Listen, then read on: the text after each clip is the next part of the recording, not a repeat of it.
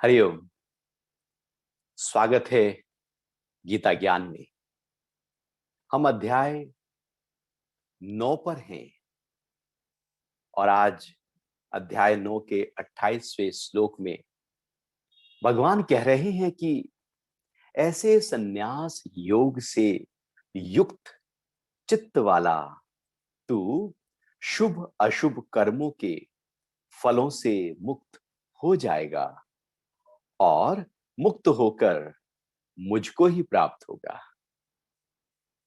ऐसे संन्यास योग से युक्त, ऐसे मतलब जो बात इससे पहले इस श्लोक में कही, वो संन्यास योग की एक परिभाषा भगवान ने बताई। वो क्या थी? भगवान ने कहा था 27वें श्लोक में कि तू जो कर्म करता है, खाता है, यज्ञ करता है, दान, तपस्या, जो भी कुछ करता है, तो सब मुझको अर्पण कर दे, पूरी तरह से मेरे समर्पित हो जा। ये जो दिनचर्या है, जहां पर हम सारे कर्म करते हुए और सारे कर्मों को परमात्मा को समर्पित करते हुए उसी के ध्यान में रहते हैं, उसको संन्यास योग कहा जाता है। यदि हम अब देखें अपने को, तो हम पूजा पाठ कर रहे होते हैं तो हमारे अंदर ध्यान कुछ और होता है। भगवान कह रहे सारा काम करते हुए मेरा ध्यान कर। और यदि हम देखें, हम पूजा में हैं, मंदिर में हैं, मस्जिद में हैं, गुरुद्वारे में हैं, जहां भी हम जाते हैं वहां है, लेकिन हम कहीं और व्यापार में लगे हुए हैं। मन कह रहा है दुकान पे जाना है, देर हो रही है, ऑफिस जाना है, देर हो रही है, बच्चों को तैयार करना है, देर हो रही है। मन ने तो कुछ और कहानी शुरू कर दी। तो भगवान के सामने साकार रूप में होते हुए भी हम कहीं और चले जाते हैं। भगवान बिल्कुल पलट कर कह रहे हैं कि तू जिन दिन भर जो कर। यहां ये नहीं कहा तू अलग से मेरी पूजा कर, तू अलग से मंदिर जा, ये बात ही नहीं है। तो जो कर रहा है वहां मेरा ध्यान रख, बस इतनी बात है। फिर अलग से कुछ करने की जरूरत नहीं, क्योंकि तेरे ध्यान में मैं 24 घंटे आ गया। और जो 24 घंटे चीज लगातार चलती है वही प्रबल हो जाती है, जीवन का वही लक्ष्य बन जाता है। तो ऐसे व्यक्ति को, ऐसी अवस्था को भगवान कह रहे हैं संन्यास योग। कि ऐसे संन्यास योग से युक्त चित्त वाला, जो लगातार अपनी चित्त को अपने आत्मा के साथ एकाकार किए हुए है। कर्म हो रहा है लेकिन चित्त वहां है ही नहीं। कर्म होने दो, अंदर से चित्त नहीं है। कर्मों में परफेक्शन है, एकाग्रता है, उत्साह है, पूरी खुशी है, पूरे जोश खरोश के साथ में हम अपने कर्मों को, जो भी मेरे हमारे नित्य कर्म हैं, जो भी नैमित्तिक कर्म होते हैं, उन सबको हम करें। लेकिन अपने आप को, अपना दिल वहां ना दे। दिल तो भगवान, दिल तो उस परम तत्व को दिया हुआ है।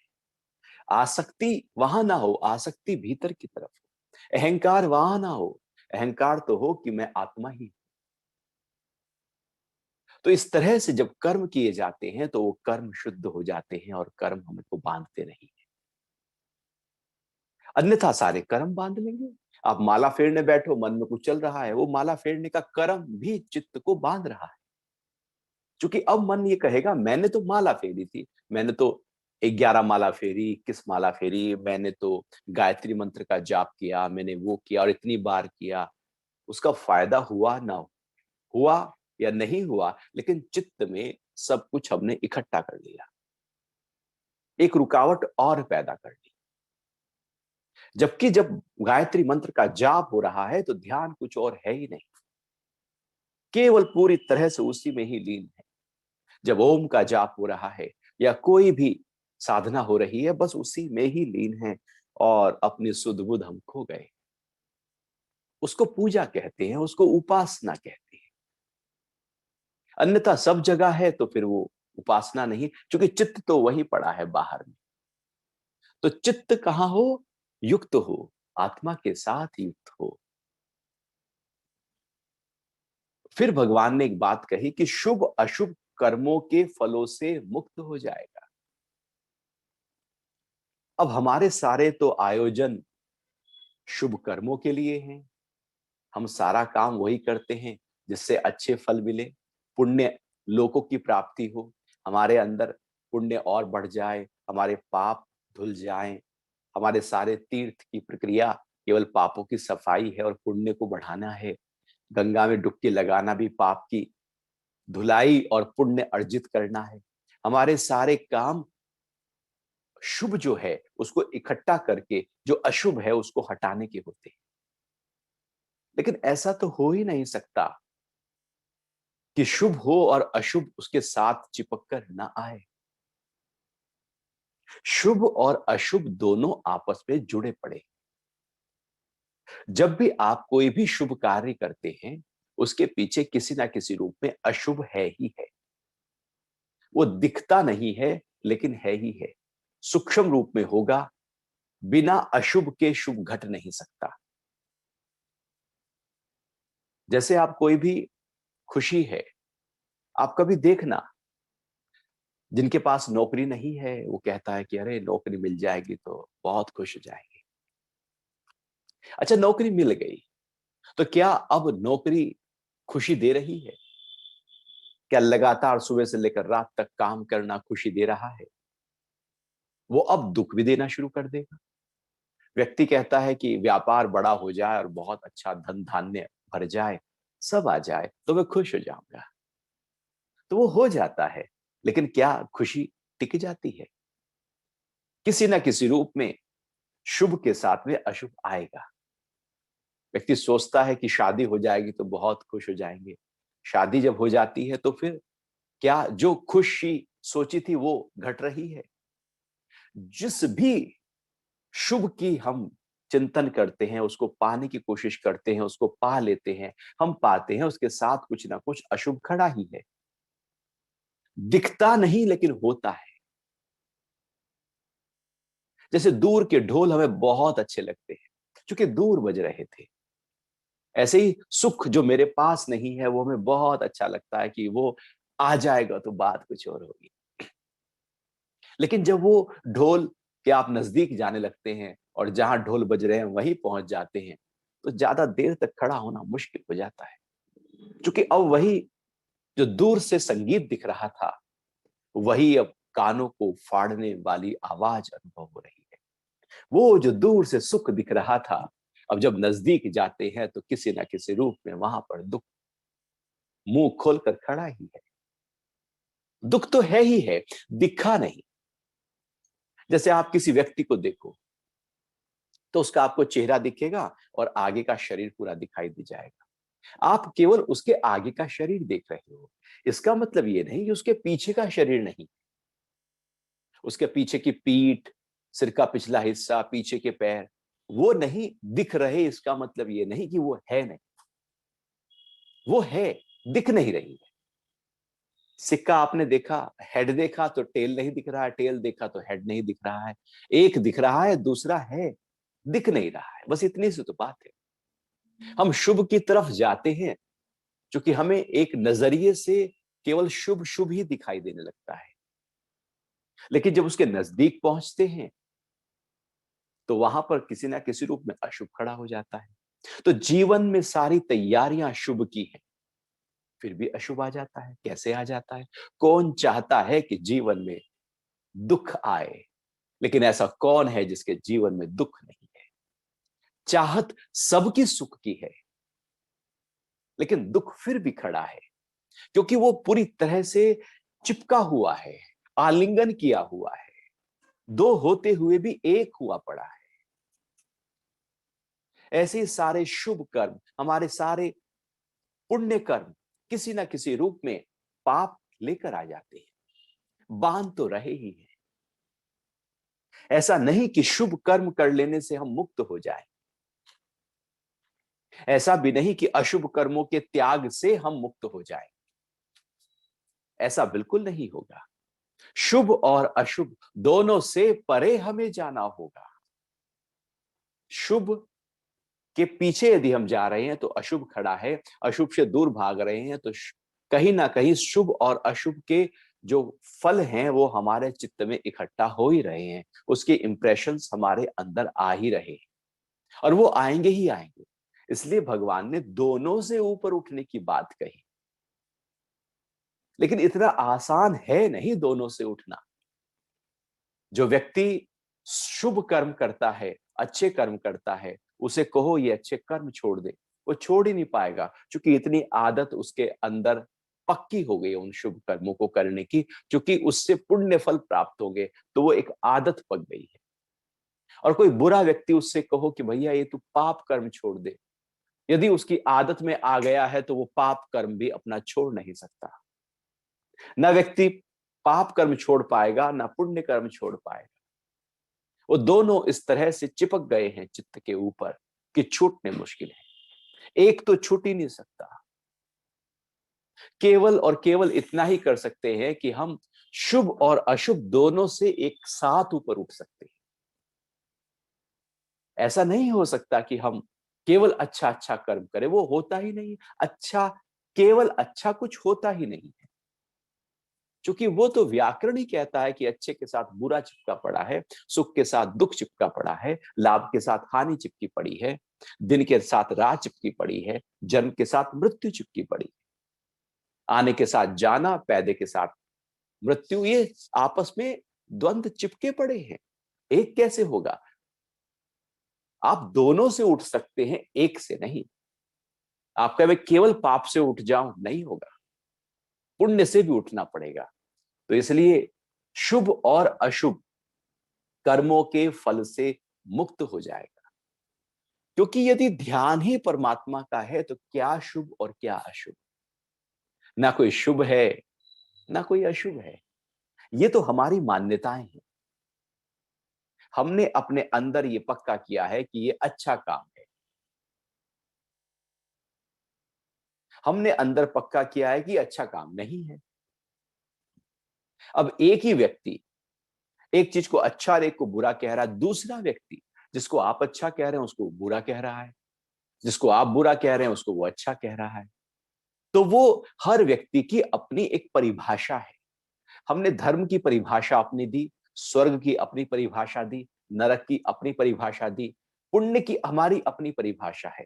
मुसलमान की जो पुण्य की परिभाषा है, हिंदू की पुण्य की परिभाषा बिल्कुल बदली हुई होगी।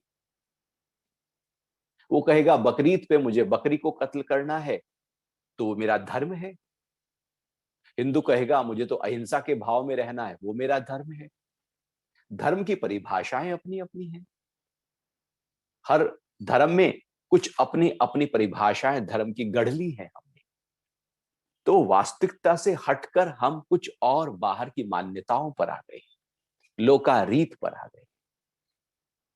तो इसलिए चूंकि सब शुभ और अशुभ सबका अलग अलग होता है, यदि हमने परमात्मा का ध्यान अपने भीतर रखा हुआ है तो न कुछ अच्छा है न कुछ बुरा है, बस है जो है सो है।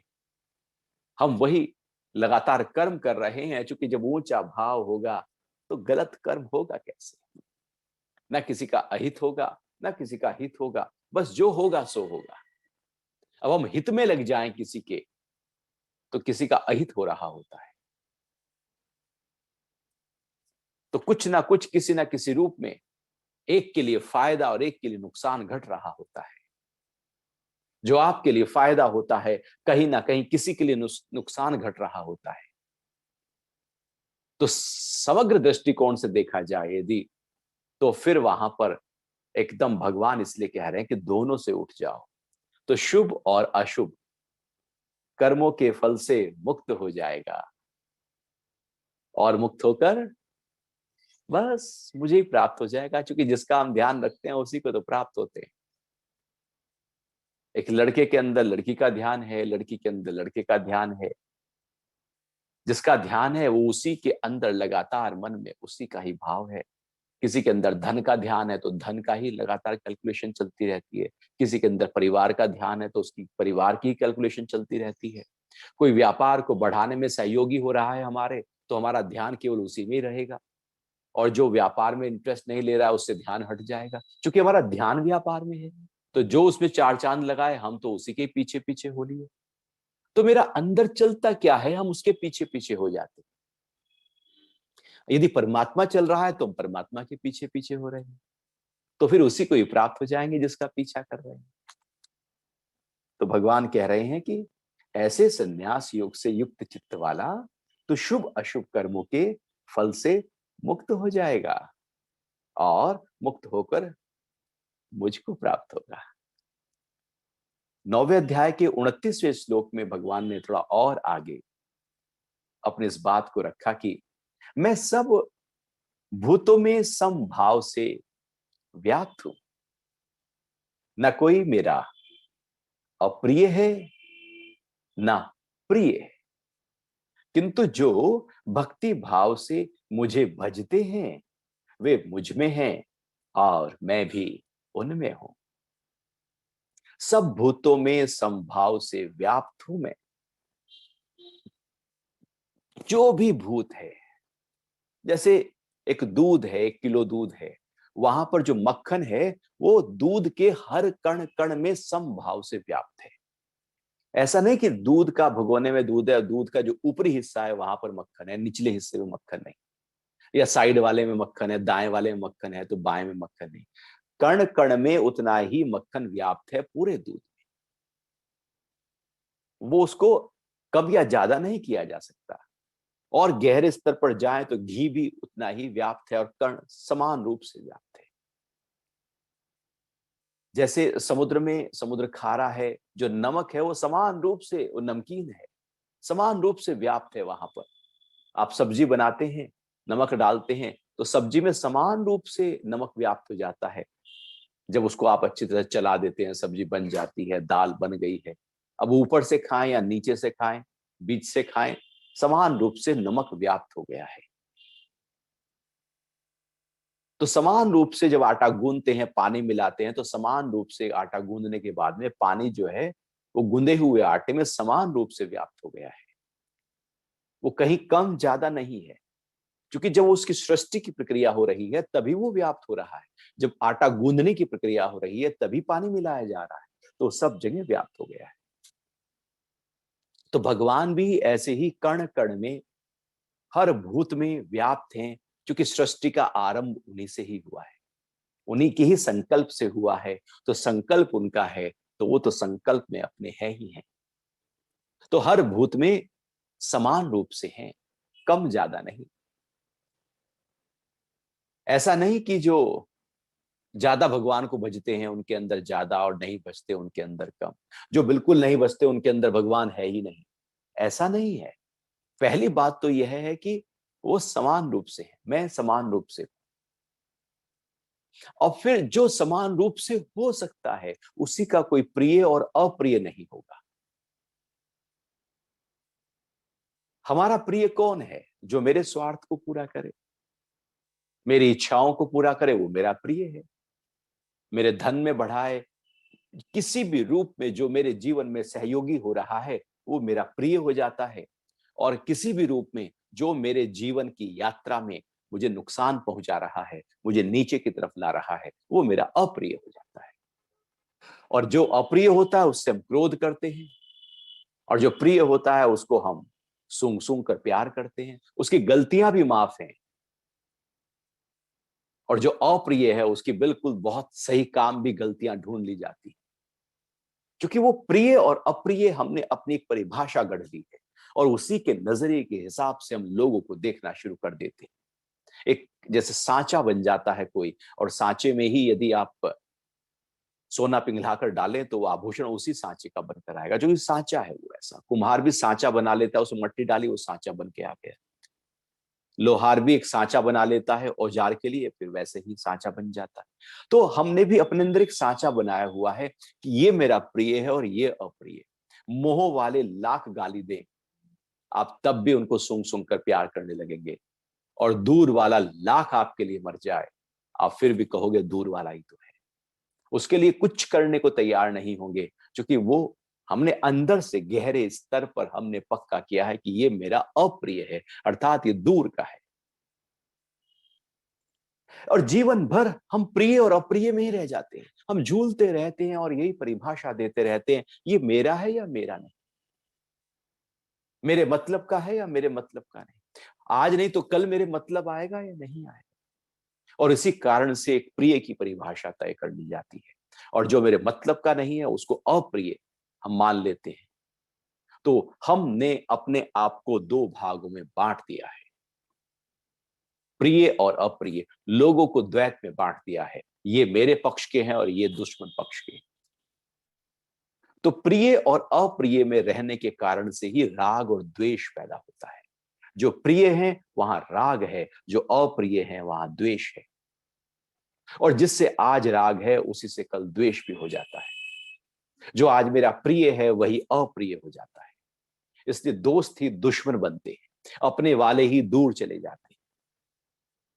प्रिय ही है अप्रिय होने का कारण, और जो अप्रिय है वो कई बार प्रिय होने लगते हैं, जो दुश्मन है वो दोस्त होने लगते हैं।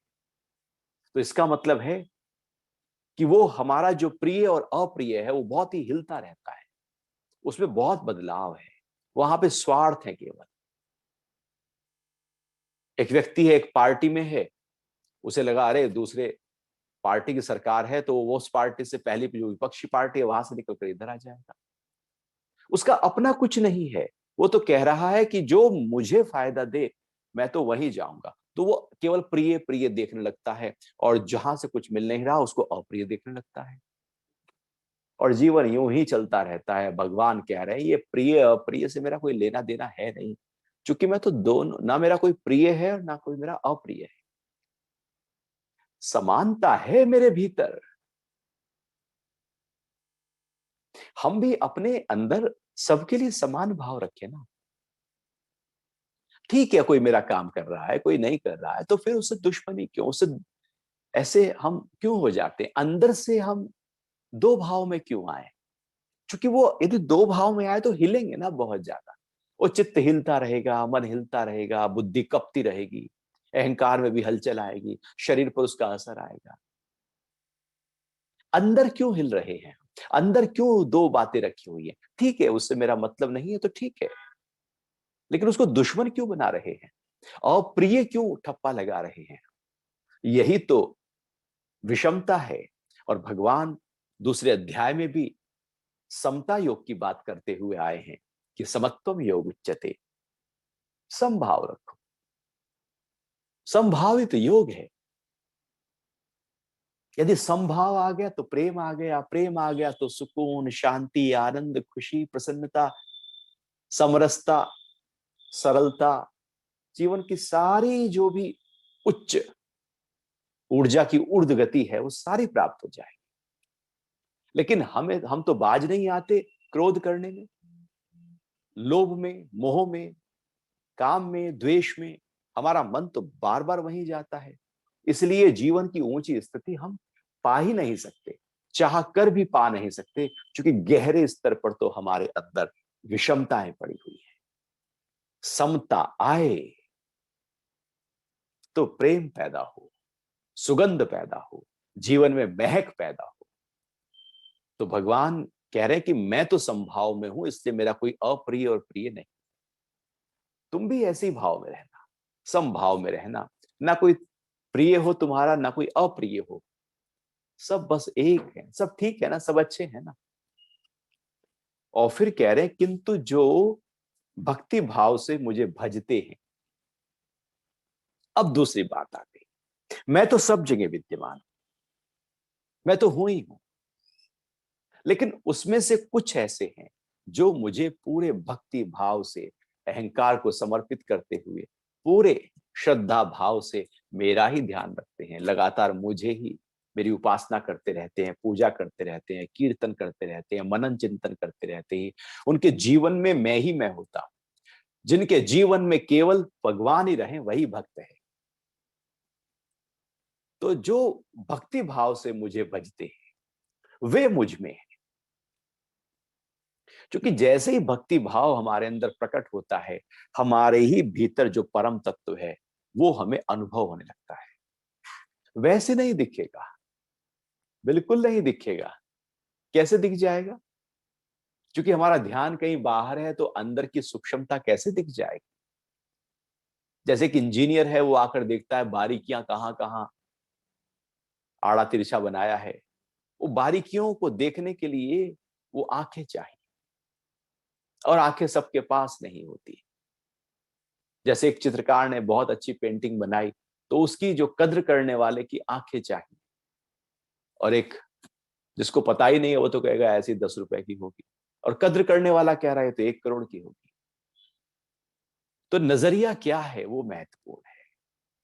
यदि हमने अपने आप को भक्ति भाव में रखा तो हम अपने ही अंतरतम में परम तत्व को अनुभव कर सकते हैं, और जब हम उसको अनुभव कर सकते हैं तो हम उसी में ही चले जाते हैं, और जो मेरा अनुभव कर रहा है मेरे ही लगातार भाव में है, मैं उसमें होता हूं। क्योंकि वो मेरे में है तो मैं उसमें हूं। यदि मेरा कोई ध्यान ही नहीं रख रहा है तो फिर मैं हूं लेकिन वो देख नहीं पाएगा, होते हुए भी देख नहीं पाएगा। ये सबके बस की बात नहीं। जैसे हर फील्ड में हम एक्सपर्ट होते हैं, और उस एक्सपर्ट का मतलब है कि वो उस बारीकी को समझ जाए उस फील्ड की, वही एक्सपर्ट है। ऐसे ही जो भक्त है वो अध्यात्म का एक्सपर्ट है, परमात्मा को पाने का एक्सपर्ट है। ये उसकी एक एक तरह से जैसे बाहर डॉक्टर के लिए एमबीबीएस एमडी एमएस करना पड़ता है, उसकी पढ़ाई है। अध्यात्म के लिए भक्त एक स्थिति है। तो भक्त ही अपने भीतर भगवान को अनुभव कर सकता है, और फिर वो जो परम पिता परमात्मा है वो देखता है कि ये तो मेरे भीतर है तो मैं इसके भीतर हूं, ये मेरे भीतर है मैं उसके भीतर हूं। अब दो अलग नहीं रहे, वो एक ही हो गया। एक तब है जब भक्त भगवान की तरफ केवल देख रहा है, दो तब हैं जब व्यक्ति संसार की तरफ देख रहा है। मैं सब भूतों में समभाव से व्याप्त हूं, न कोई मेरा अप्रिय है और ना प्रिय है, किंतु जो भक्ति भाव से मुझे भजते हैं वे मुझ में हैं और मैं उनमें हूं। ये भक्ति की निशानी है कि बस वो परमात्मा के अंदर अपने आप को रखते हैं और परमात्मा फिर उनके अंदर स्थित रहता है। आगे भगवान 30वें श्लोक में कह रहे हैं कि अध्याय 9 के, ये बड़ी महत्वपूर्ण बात भगवान ने यहां पर कह दी। यदि बड़े से बड़ा दुराचारी भी अनन्य भाव से मुझे भजता है तो वह साधु ही मानने योग्य है, क्योंकि उनसे मेरे भजन का सम्यक उसने मेरे भजन का सम्यक निश्चय कर लिया है। वाह। यदि बड़े से बड़ा दुराचारी भी अनन्य भाव से मुझे भजता है, दुराचारी मतलब जिसका आचरण पूरी तरह से बिखरा हुआ है, दुराचरण वाला, मतलब भगवान कह रहे हैं आचरण क्या है वो महत्वपूर्ण नहीं, अंदर की स्थिति क्या है वो महत्वपूर्ण है। हम अपने आचरण को ठीक करने लगते हैं, अंतस को ठीक नहीं करते, अंतःकरण को ठीक नहीं करते, चित्त को ठीक नहीं करते, मन बुद्धि को ठीक नहीं करते, बल्कि जो बाहर प्रकट करते हैं उसको ठीक ठाक करने लगते हैं और अच्छे बनने की कोशिश करते हैं, दिखाते हैं कि मैं धार्मिक हूं, मैं पुण्यात्मा हूं, मैं आध्यात्मिक व्यक्ति हूं, मैं अच्छा हूं, मैं ये हूं, मैं वो हूं। अच्छे बनने कर हम जगत को उनकी आंखों में धूल झोंकने में लगे रहते हैं। आचरण कैसा है अध्यात्म में यह महत्वपूर्ण नहीं, भीतर स्थिति कैसी है वो महत्वपूर्ण है। और जगत में आचरण कैसा है वो महत्वपूर्ण होता है, भीतर मन में कुछ भी चलता रहे वो महत्वपूर्ण नहीं, बाहर कैसे बोल रहे हो वो महत्वपूर्ण हो जाता है। अध्यात्म में पूरी तरह से बात पलट जाती है। बाहर दुराचारी से दुराचारी व्यक्ति भी यदि अनन्य भाव से अंदर मुझे भज रहा है तो उसका जो दुराचरण है अर्थात गलत कृत्य है, पाप कर्म है, वो पाप कर्म मैं नहीं देखूंगा।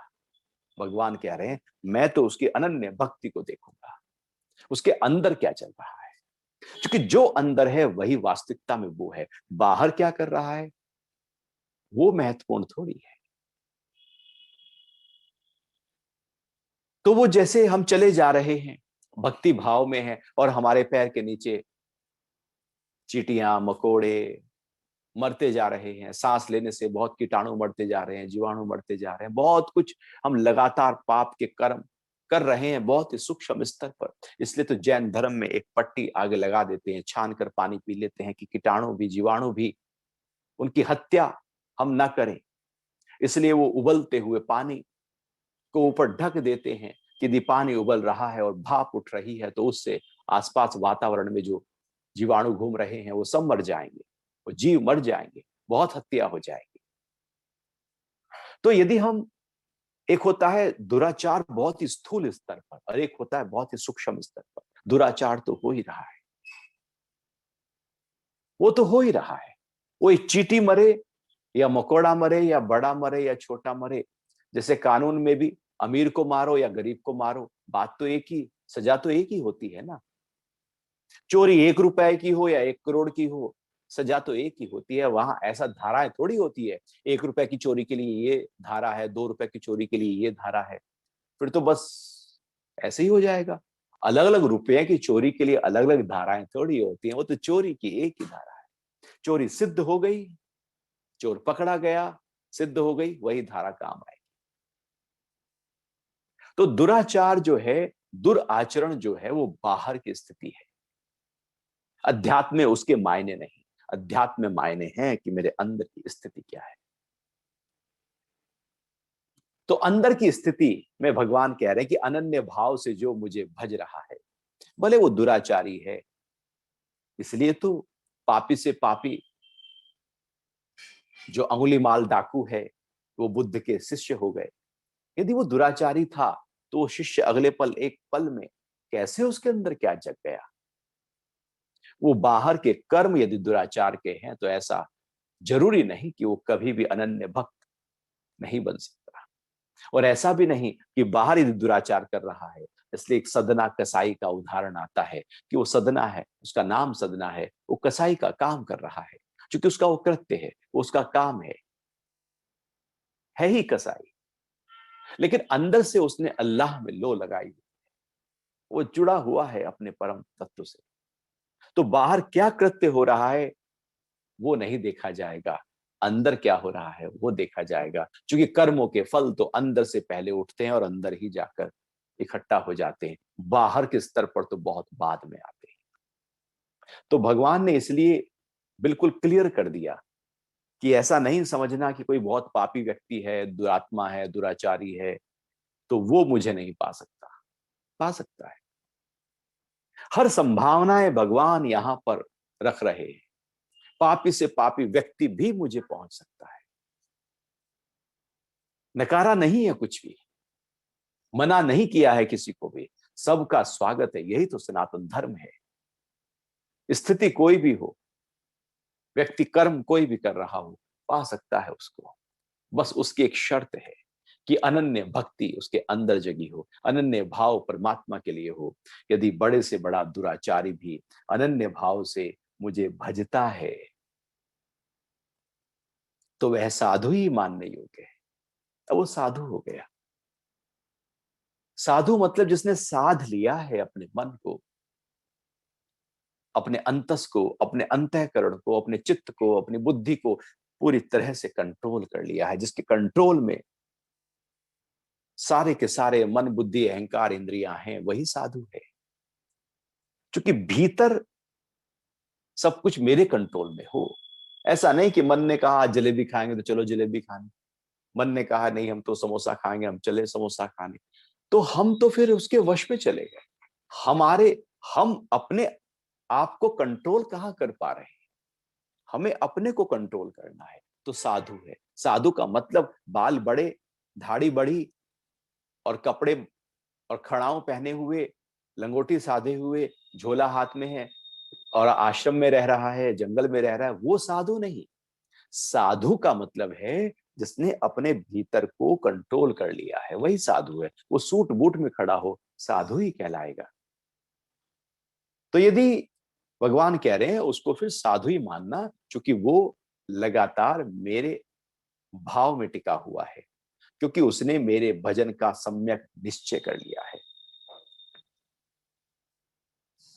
वो अभी दुराचारी था, अभी पाप कर्म में लिप्त था, लेकिन अब उसने एक निश्चय किया, एक पक्का दृढ़ संकल्प किया है कि अब मैं उस परमात्मा के भाव में ही अपने आप को लगाए रखूंगा। केवल परमात्मा का भाव उसके अंदर अब चलने लगा है, क्योंकि उसने एक निश्चय कर लिया है। जैसे हम भी कोई निश्चय कर लें कि मैं ये काम करके ही दम लूंगा, तो निश्चय जो है वही महत्वपूर्ण हो जाता है। अध्यात्म में निश्चय बड़ा महत्वपूर्ण है, संसार में निश्चय बड़ा महत्वपूर्ण है। आप कोई भी काम करना चाहते हो, किसी सिद्धि को पाना चाहते हो, अच्छे नंबर लाना चाहते हो, अच्छा शरीर का स्वास्थ्य बेहतर करना चाहते हो, अच्छा अपना जो भी कार्य है, जो भी नौकरी है, दुकानदारी है, वो अच्छी तरीके से पेश करना चाहते हो और ये निश्चय किया है आपने कि मैं बेहतर से बेहतर डिलीवरी दूंगा, तो आप उसमें उस कार्य को सिद्ध कर ही लोगे, क्योंकि निश्चय हो गया है। निश्चय का मतलब है सारी ऊर्जा इकट्ठी होकर एक जगह पर एकत्र हो जाए और फिर कोई डिलीवरी दी जाए, फिर कोई कर्म किया जाए, तो उसको निश्चय कहते हैं। ऐसे ही व्यक्ति की सारी ऊर्जा इकट्ठी होकर जब परमात्मा के ध्यान में लग जाए, तो भगवान कह रहे हैं कि उसने सम्यक रूप से निश्चय कर लिया है। सम्यक रूप से पूरी पूरे व्यक्तित्व, पूरी ऊर्जा जहां भी बह रही है, सबको इकट्ठा करके निश्चय किया है कि अब मैं केवल परमात्मा के ही ध्यान में अपने आप को रखूंगा। उसका जो दुराचार का भाव है वो पूरी तरह से अब खत्म हो जाता है।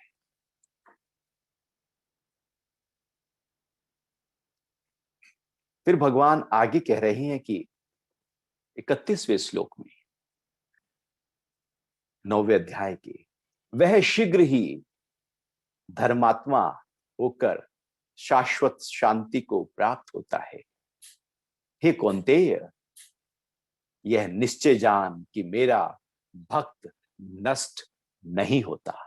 बहुत बड़ा स्टेटमेंट भगवान दे रहे, मेरा भक्त कभी नष्ट नहीं होगा। नष्ट का मतलब है अधोगति में नहीं आएगा, नीच योनि में नहीं जाएगा, निचले स्तर पर नहीं जाएगा। जो मेरा भक्त है वो कभी भी, यदि उसने मुझे नहीं भी पाया और उसका शरीर पूरा हो गया, तो अगला जन्म भी मनुष्य का ही होने वाला है, निचले स्तर पर भ्रष्ट नहीं होगा। भ्रष्ट का मतलब है इस योनि से निचली तर योनि में उतरने की प्रक्रिया को भ्रष्ट कहते हैं। वो नष्ट भी नहीं होगा, ना भ्रष्ट होगा ना नष्ट होगा। अर्थात अब उसके अंदर जो परमात्मा का भाव है वो जो का त्यों बना रहेगा। उसके अंदर चित्त में पड़े हुए मेरी भक्ति के संस्कार कभी नष्ट नहीं हो सकते, वो जू के त्यों रहेंगे। तो कह रहे हैं कि वह शीघ्र ही धर्मात्मा होकर, वो जो दुराचारी है, जब उसने अनन्य भाव से मेरा ध्यान किया है तो धर्मात्मा हो जाएगा। अर्थात धर्म आत्मा, उसकी जो आत्मा है वो धर्म के लिए है। धर्मात्मा मतलब पूरे के पूरी ऊर्जा का प्रवाह, सारे प्राण केवल धर्म के लिए है। धर्म का मतलब ये हिंदू, मुस्लिम, सिख और ईसाई धर्म, ये बाहर के धर्म की बात भगवान नहीं कर रहे।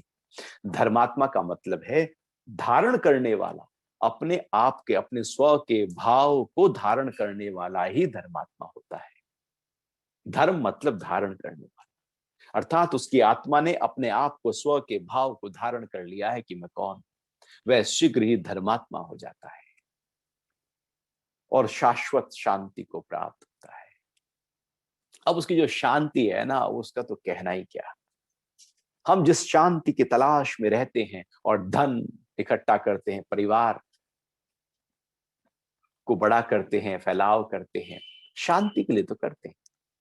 वो शांति आती है, जाती है, फिर आती है, फिर जाती है, उसके आना जाना लगा रहता है। शाश्वत शांति नहीं मिल पाती। शाश्वत मतलब लगातार हमेशा रहने वाली शांति, मेरे भीतर लगातार रहने वाली शांति यदि हमें चाहिए, तो उसके लिए केवल और केवल धर्मात्मा, अर्थात पूरी तरह से अपने आप को उस ऊंचे भाव में, अपने ही आत्म भाव में अपने आप को टिकाना होगा।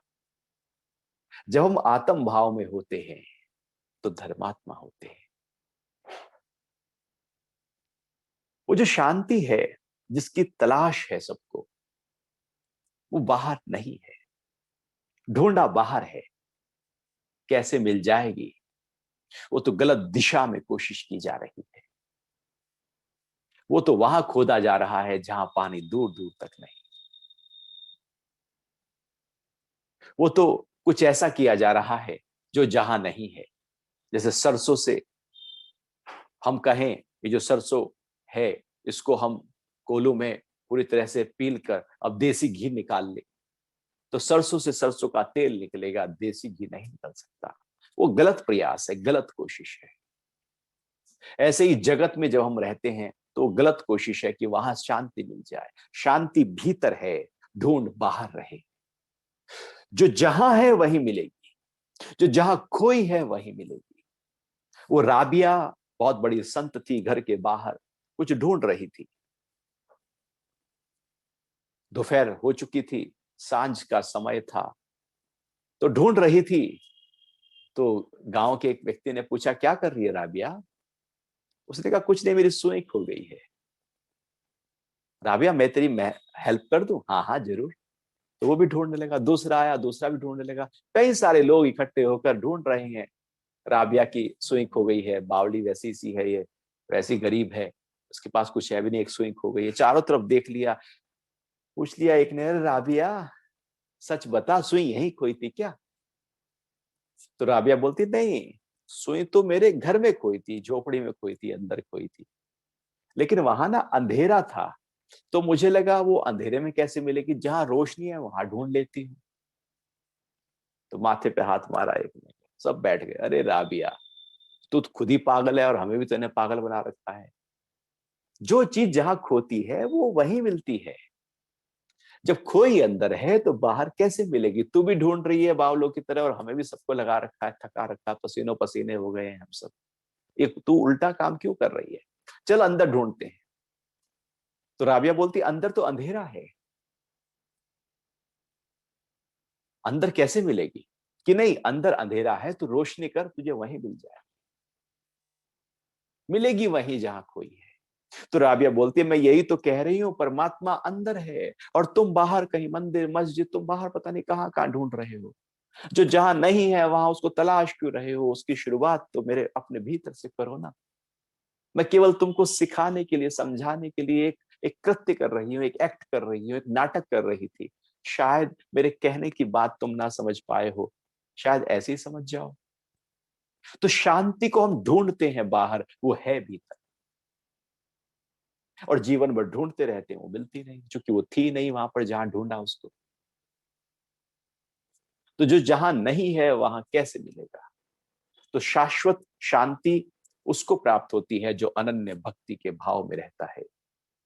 हे कौन्तेय, यह निश्चय जान कि मेरा भक्त नष्ट नहीं होता। बस यदि भक्त है ना, तो नष्ट नहीं हो सकते, अधोगति नहीं होगी।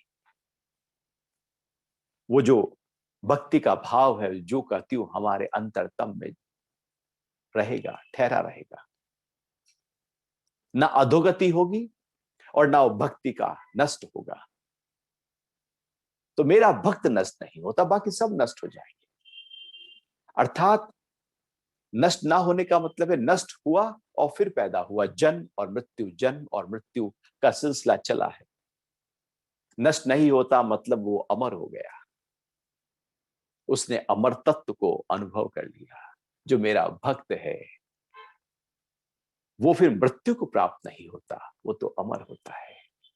शरीर को जान लेता है कि वो तो आया है जाएगा, लेकिन अंदर कुछ ऐसा है जो ना आया है ना जाएगा, ना जन्मा है ना मरेगा। वो जो है वही मैं हूं। और उसको जब हम अनुभव कर लेते हैं तो फिर हमारा कुछ भी बाल बाका नहीं होता, नष्ट नहीं होता। क्योंकि अब हमने उस परमात्मा को अपने अंतरतम में अनुभव कर लिया है। बाहर की चीज रहे ना रहे, क्योंकि वहां पर आकर्षण नहीं, वहां पर पकड़ नहीं, वहां मेरापन नहीं। जहां कहते हैं कि ये मेरा है, वही तो दुख देता है। जहां यही नहीं कि मेरा है, वो आए या जाए, और पड़ोसी का धन कम हो या ज्यादा, आपको क्या मतलब? आप जहां कहते हो मेरा है तो 1 रुपया भी जाएगा तो आपको अकड़ने लगेगा, चूंकि आपने कहा ये मेरा, तो 1 रुपए के जाने का डर। पड़ोसी का करोड़ गया, आपने वो मेरापन रखा ही नहीं था, तो वो करोड़ भी जाए तो भी कोई दुख नहीं, करोड़ आ जाए तो भी कोई खुशी नहीं, क्योंकि आपने अपनी परिभाषा गढ़ी है। तो भगवान कह रहे हैं कि मेरा जो भक्त है वो नष्ट नहीं होता, क्योंकि बाहर से अब उसका संबंध टूट जाता है, उसका संबंध मेरे से हो जाता है। अब अध्याय 9 के अंतिम 3 श्लोक बाकी हैं, जिनकी चर्चा अब हम कल करेंगे। अभी कोई आपका प्रश्न उठ रहा हो तो उससे बात कर सकते हैं।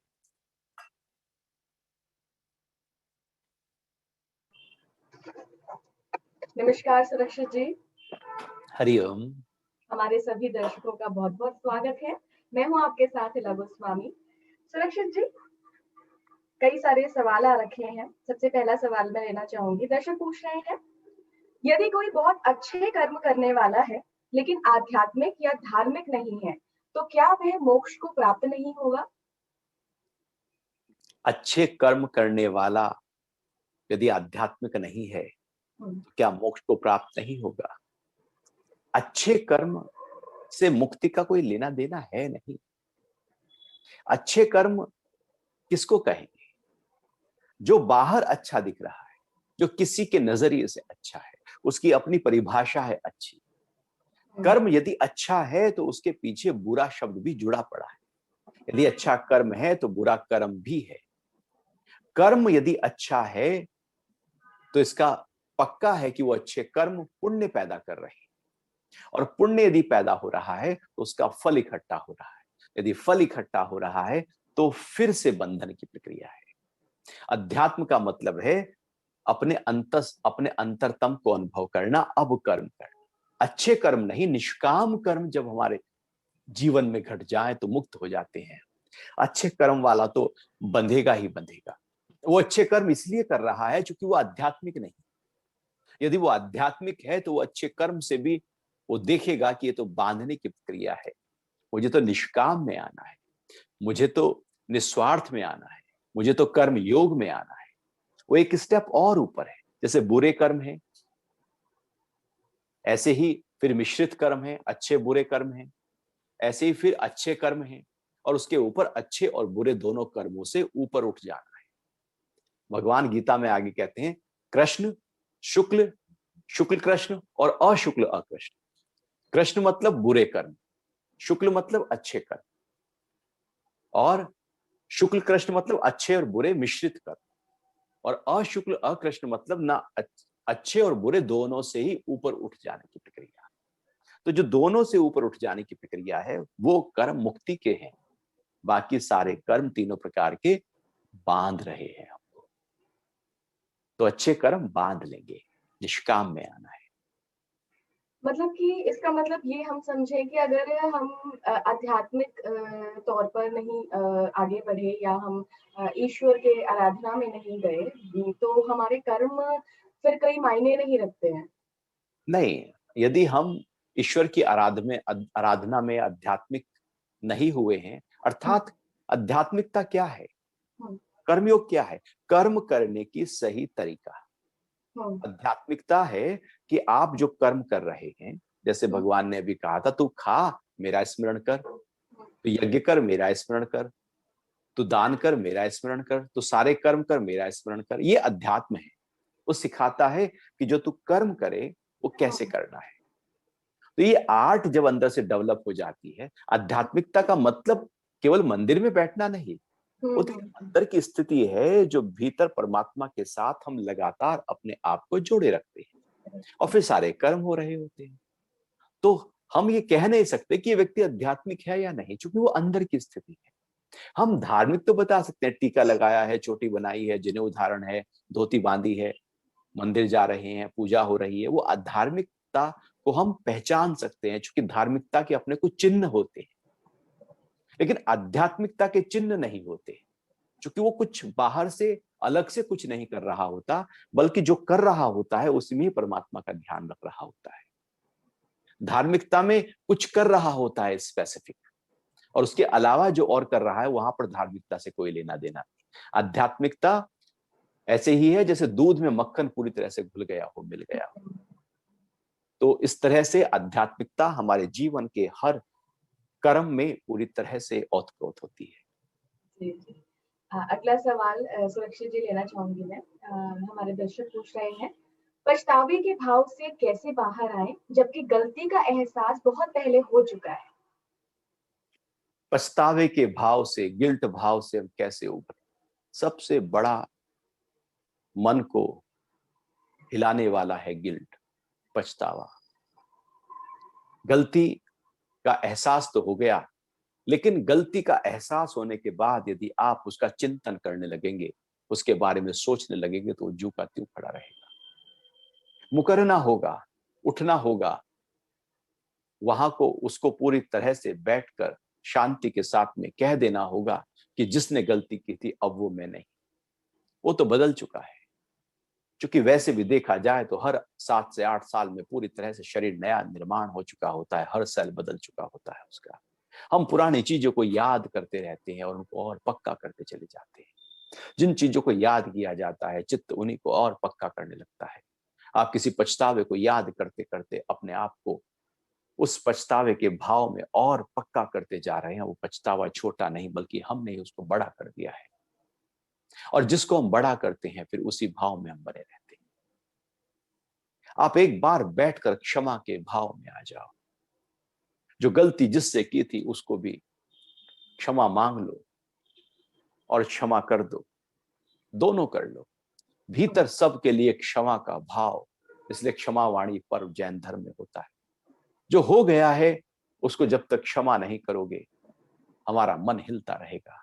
अध्यात्म में आगे बढ़ नहीं सकते, क्योंकि पुरानी बातें ही हमारे मन में चल रही। वर्तमान में जितना आओगे उतना पास्ट खोएगा, वर्तमान को जितना छोड़ोगे उतना पास्ट खड़ा रहेगा। और यदि पास्ट खड़ा है तो पास्ट के दुख और पछतावा और गलतियां खड़ी ही हैं, और उनको हम याद करते हैं, उनको हम दोहराते हैं, उनको हम कहते हैं, आपस में चर्चा करते हैं, मन में रखते हैं, और उसके बाद रात को स्वप्न भी उसका ही आता है, क्योंकि हमने ही तो उसको जमा किया है। ऐसे ही तो है कि हमारे चोट लगी, डॉक्टर ने कहा पट्टी बांध देता हूं, पट्टी बांध दी, और आप आधे आधे घंटे में खोल खोल के पट्टी को देख रहे हैं, जख्म को हिला हिला के देख रहे हैं भरा क्या। अब देखते रहो भरा क्या, वो नहीं भरेगा। वो भरेगा तब जब आप उसे छेड़ना बंद करोगे। हम उसे कुरेद रहे हैं या फिर कह रहे हैं कि भरा क्या। पछतावा जो किया था, जो गिल्ट था, जो दुख था, उसको हम याद कर रहे हैं। वो उससे उठेंगे कैसे, क्योंकि कुरेदा जा रहा है। जैसे हम किसी कूड़े को कुरेद कर बदबू निकाल लेते, पूरी तरह से ऊपर उठ जाना होगा। यदि नहीं उठ पाए तो वो हमको बांध लेगा। और अध्यात्म और ध्यान, प्राणायाम का अभ्यास, स्मरण, समर्पण का भाव यही कार्य करता है कि वो पास्ट को भुला देता है, मन को ऐसे ट्रेंड कर देता है कि वो अभी में आ जाता है। तो आप रोज प्राणायाम और ध्यान का अभ्यास करें और सत्संग के माध्यम से अपने को ताकत दें, वर्तमान को एंजॉय करें, सुबह से लेकर रात तक सारे कर्मों को पूरी उत्साह के साथ करें। पास्ट कमजोर पड़ जाएगा। जब वर्तमान में उत्साह नहीं होता तो पास्ट जवां होता है।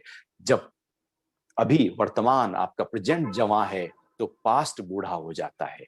हमने जवां किसको किया है अपने जीवन में, ये महत्वपूर्ण है। अगला सवाल दर्शक हमारे पूछ रहे हैं, कहते हैं संदेह रहित आस्था से ईश्वर कृपा प्राप्त हो जाती है, किंतु किंतु संदेह युक्त ज्ञान व्यर्थ साबित हो जाता है, मार्गदर्शन करें। संदेह से भरा हुआ ज्ञान तो बेकार है। संदेह है तो ज्ञान है ही नहीं। संशयों में ज्ञान होता ही नहीं है। ज्ञान तो श्रद्धा के आधार पर प्रकट होता है। ऐसा थोड़ी है कि हमने गीता के श्लोक याद कर लिए तो हमें ज्ञान हो गया। शब्दों से ज्ञान नहीं होता। ज्ञान तो श्रद्धावानम लभते ज्ञानम। जब श्रद्धा हमारे अंदर प्रकट होती है तब ज्ञान अर्थात मेरे होने का अनुभव मुझे होने लगता है। मेरे होने का अनुभव ही ज्ञान है। और श्रद्धा जब प्रकट होती है तब अपने होने का अनुभव होता है। और यदि संशय है तो हम बुद्धि में ही खड़े हैं, और संशयात्मिका बुद्धि हमें कहीं पहुंचाती नहीं है, दौड़ाती बहुत है। संशयों वाली बुद्धि में हम दौड़ते बहुत हैं, दौड़ते ही रहते हैं, पहुंचते कहीं भी नहीं। इसलिए संशय से उठकर पहले श्रद्धा को बलवती करना होगा, और जैसे जैसे श्रद्धा बलवती होती चली जाती है, वैसे ही ज्ञान और पक्का अपने आप होता चला जाता है। ज्ञान पक्का करने से संशय नहीं जाएंगे, बल्कि श्रद्धा को बलवती करने से ज्ञान खुद ब खुद पक्का हो जाएगा। बिल्कुल। अगला सवाल सुरक्षित जी, आखिरी सवाल लेना चाहूंगी। शिवम जी पूछ रहे हैं, भगवान के भक्तों को ही दुख क्यों मिलता है? जो बुरे कर्म करता है वो सुखी क्यों रहता है गुरुदेव? भगवान के भक्तों को दुख क्यों मिलता है? जी। असलियत में भगवान के भक्त जो हैं, जो भी भक्त है, भक्त का मतलब है चित्त की सफाई हो रही है। चित्त में पास्ट के जो भी कर्म पड़े हुए हैं, उन सब की सफाई, यदि सफाई ना हो तो हम उस परमपिता परमात्मा से एकाकार नहीं कर सकते।